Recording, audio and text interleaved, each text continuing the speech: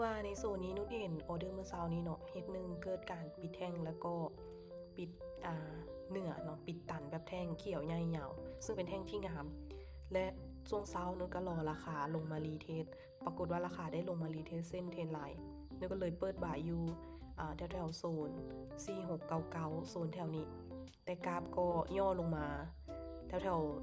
4692แต่ปรากฏว่าโซนนี้พอตแตกไปรอบนึงเพราะว่าเขาเข้าในราคาที่สูงเกินไป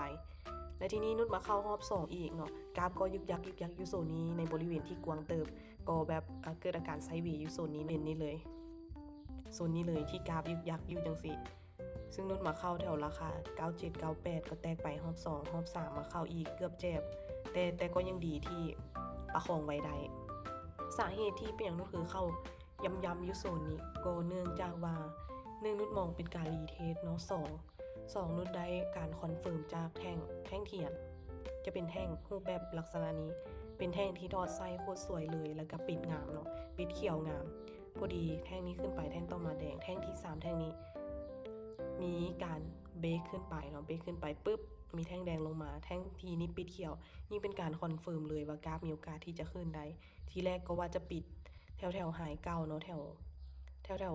20แต่ปรากฏว่าโอ้โหทะลุไปยังโหดเลยออเดอร์สุดนี้ก็ปิดไปอยู่ 3,000 กว่าจุด